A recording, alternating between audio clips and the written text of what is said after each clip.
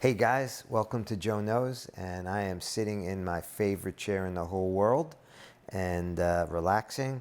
And I wanted to be relaxed because I'm going to talk to you about something that creates a lot of stress. I want to talk to you, we've been talking about finances, and I want to talk to you about debt. Okay? Debt is when we owe money to other people, to other entities. It's usually credit card companies, and we freak out because in the back of our minds we know that we owe this money. So first of all, I wanted to say that a great practice to have when it comes to your finances is you don't buy things that you can't afford. Now, there is a way to use debt. Most people have a mortgage and they're able to buy a house because they borrow money, but that's not really what I would call bad debt. Bad debt is when you go out to a restaurant, you have no money left in the month because you have a budget, and you just put it on a credit card and you decide, well, I'll pay for it later on. I'll figure that out, because you don't usually figure it out. And it's exactly what the credit card companies want you to do, to not figure it out, because you begin to accumulate credit card debt, which is probably, I think it's always bad. Now, using a credit card is not necessarily always bad if you're a disciplined person and if you know how to use someone else's money. But when you borrow money from MasterCard, and MasterCard, I wanted to represent all the credit card companies. When you borrow money from them, you need to know they make a living on people that borrow money from them because they charge high interest. And the more money you owe, the more money you're paying in interest. And you are funding an entire industry that has only one thing in mind, and it's not your financial freedom, your financial well-being. It's creating wealth for themselves. And that's what they do. So you've got to begin. We live in a country that allows for people to have debt. You might think that mortgages are something that everyone in the world can get them. It's not true. I know in Africa there aren't mortgages. If you want to buy a house in Africa, you save up the money, begin to buy your property, get supplies, and start to build the house, and you build it cash. So one of the great things about America is we have the opportunity to own property and to build things, and if they're things that go up, appreciate in value. If you're borrowing money on things that appreciate, then that would be what I would call good debt. But what I want to do is I want to get you thinking about how your relationship with debt, what you're going to do and what you're going to go into debt for, and what you're not going to go into debt for. So first of all, I want you to answer these questions. And these questions will be up on the side so you'll be able to remember them. So I want you to answer the question, what is good debt and what's bad debt? So we can start out with a house. Is a house good? Owning a house good? Very few people can buy a house cash, and I'm not even sure it's the best way to approach it if you could. But is having a mortgage, is that good or bad? I want you to think about that. How about a car? Is having a car payment, borrowing money, is that good or is it bad? Okay. I already kind of gave you the answers to this. How about credit card debt? Is that good or is that bad? And when I say credit card debt, I don't mean that you spent $1,000 in November on your credit card, but you just used their money because you had that $1,000 in your checking account. You use that credit card for convenience, and also because there are some things that you can benefit from. They'll give you miles and they'll give you cash back. But then when the credit card bill came, you paid the entire $1,000 off. Okay? So there we have a nuance of credit card debt. Good or bad? How about this one? I'm hoping I'm speaking to a lot of young people.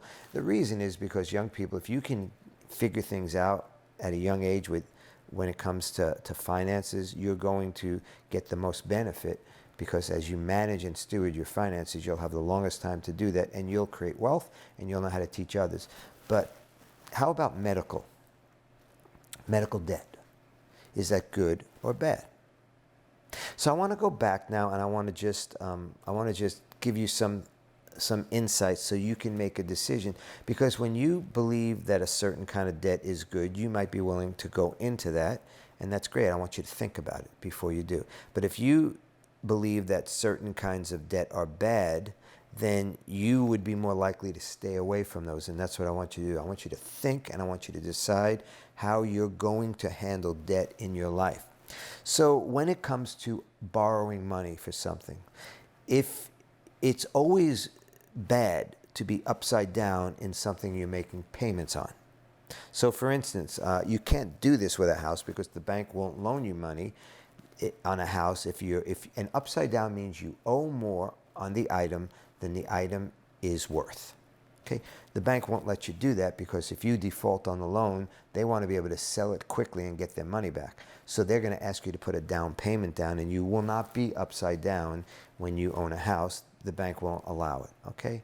But how about a car? If you have $3,000, you can buy a cash car at $3,000. You're probably going to be in an unreliable car, and you're going to be probably paying a lot of money of expenses. But if you had $3,000 and you put that as a down payment on a $10,000 car, and you bought the car used, so you know the car is worth $10,000, and you owe $7,000, you're not upside down. And as you make payments, and maybe even extra payments, you can get that paid off. But as long as that car payment, as long as what you owe on the car is not more than what the car is worth, I'm okay with that. Now you have to decide how you feel about that. Okay. How about when it comes to that credit card that I told you about? Listen, don't buy things that you can't afford. Afford means you have the money with you. You have the money on hand. I never carry cash. I only use a credit card for all of my purchases, but I never borrow money from the credit card company. I use their money. They give me about 45 days to use it. And when that bill comes, I pay it off entirely. I have never paid a penny interest on any credit card. And they actually pay me about $150 to $200 a month to use their money.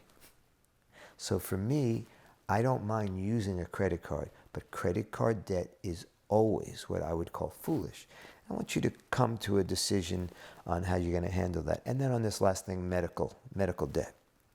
You say, oh, I don't want to go into medical debt. That's bad. Really? Okay, great. Do you have a medical insurance policy? Well, no.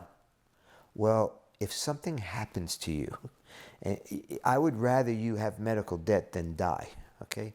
But if you get sick or if you have a major injury and you don't have insurance, medical insurance, you're going to have a massive amount of medical debt, and you may never get out of that medical debt because you can accumulate bills like you can't believe.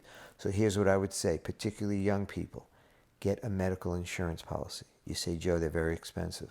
The younger you are, the less expensive they are because the less likely you are to use it. But if you don't want to pay, if you don't go to the doctor much, I really don't go to the doctor much. I've got to have medical insurance because at my age, anything can happen. I get a kidney stone and I have to have that removed. Well, guess what? Tens of thousands of dollars immediately. And if I don't have medical insurance, I could either leave the kidney stone in or I can go into major medical debt. So there is something called a catastrophic medical insurance policy. It's not going to cover you when you get the cold or a flu, but if something major happens, it's going to cover you. And I think it's very important that you have that as you begin to walk down this road of being wise with your finances, of stewarding the things you have. So I hope this is helpful.